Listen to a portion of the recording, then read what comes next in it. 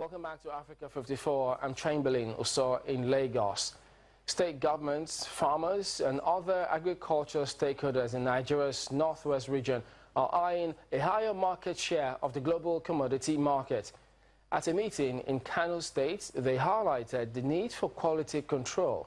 Channels Television's correspondent Idris Jibrin compiled that report. It's the 2017 nationwide advocacy campaign on agricultural quality control and standardization in Nigeria. The northwestern states of the country are represented here by commissioners of agriculture, farmers associations, and other stakeholders with the aim of positioning Nigeria's agricultural sector for optimal profit in the global market. For good reason, the governor of Kano State, Abdullahi Ganduje, is present as proof of the importance of agriculture to his administration. The state boasts of one of the highest performance in the region despite the challenges. There is very little processing and value addition equipment that makes our farmers to serve only as a raw material source for processing industries elsewhere, especially outside the country. The processed items find their way back and sold in locations the raw materials are sought from. It is our belief that lack of adequate modern processing facilities is partly responsible for the rejection of some of our agricultural commodities at the international markets. Participants agree that agricultural export is necessary for economic diversification, but certain issues such as inadequate modern equipment, standardization and quality control must be addressed if Nigeria is to take her place as Africa's agriculture hub. The aim of this campaign is, in simple terms, teach the techniques, the good agricultural practices techniques that should be adopted by our farmers so that they get value for their labor, value for their investment. Kano has been the center of commerce for ages. For more than 1,000 years, this business has been going on in Kano, and it has elapsed, as mentioned by one of my colleagues. But I believe that this opportunity given will be another focal point to kickstart and then bring about the most important benefit that can go to the agriculturalists, to the farmers, to the government and to business in Kano. The advocacy campaign to promote better acceptance of Nigeria's agricultural commodities in the international market is expected to run through the other 5 geopolitical zones of the country, as farmers are also educated on modern farming techniques to boost their production capacity. America is the birthplace of fast food, and many of the restaurants that serve it have gained fame and fortune worldwide. Ben's Chili Bowl in Washington, D.C. is a neighborhood landmark. Its spicy sausages are loved by presidents, movie stars, and locals. During its almost 6-decade history, it has survived tough times, but now the family-run business is booming. VOA's Maria Pruz and Konstantin Globuchik reports. Ben's Chili Bowl gets high marks from neighborhood regulars, newcomers, and the many tourists who flock to this urban destination. Lines for a seat often snake out the restaurant's doors. I grew up right up the street, went to Cardozo Senior High School, Catholic Elementary School. I love this place. I came here, I must have been about 17 or 18, and I've been coming ever since. Whenever I'm in the neighborhood, I stop here.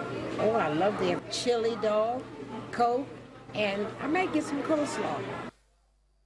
At 84, Virginia Ali still keeps a keen eye on the business.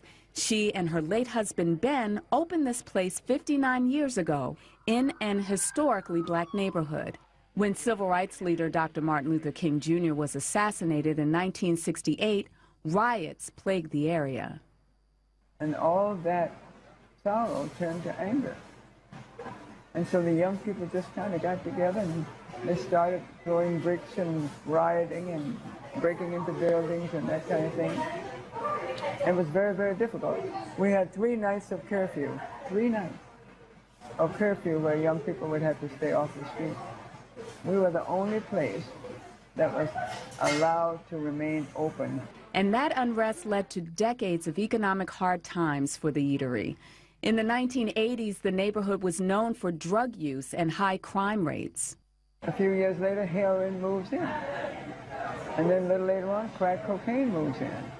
And the area became a very crime-ridden, drug-infested community. We did a downhill slide for 20 years. Became a real serious ghetto. But we stayed.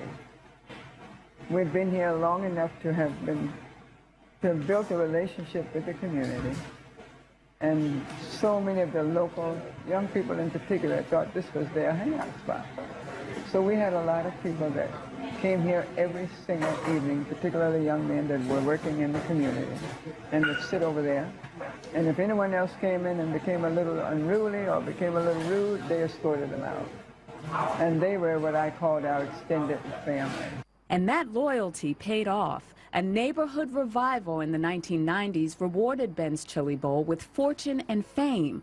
Along with the regulars came the stars: Barack Obama, former French President Nicolas Sarkozy and his wife, and Chelsea Clinton came in for milkshakes.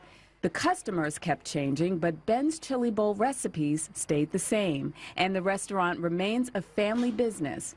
Now Virginia's daughter-in-law, Vida, is in charge. At first, she didn't realize the importance of the place. The turning point was, for me, is the 50th anniversary. I helped with we had an event outside, and I remember talking to a couple of the camera crews that was there, and one asked, how does it feel to have a legacy, to continue a legacy that my in-laws have started? And in that moment, it made me realize there's something we have to protect, there's something we have to expand and add to. And being one of the family members, it was natural when Pop passed to move back and to help, continue build on that legacy. And I think that was like my aha moment, when it kind of go, wow, I never saw it like that. Aside from running the business, Vida hosts community charity events as she looks to the future, making plans for Ben's Chili Bowl's 60th anniversary celebration next year. For Maria Pruce, I'm Gwen Uten, VOA News, Washington. And that's our show for today. You can find all the continent's top news and world news online at voaafrica.com. Check it out. I'm Esther Githu Ewart in Washington. Chamberlain has our last word from Lagos. We look forward to bringing you another show next week. Check out our website, channelstv.com. It's your source for news and other programming. I'm Chamberlain Uso. Thank you for watching. Goodbye.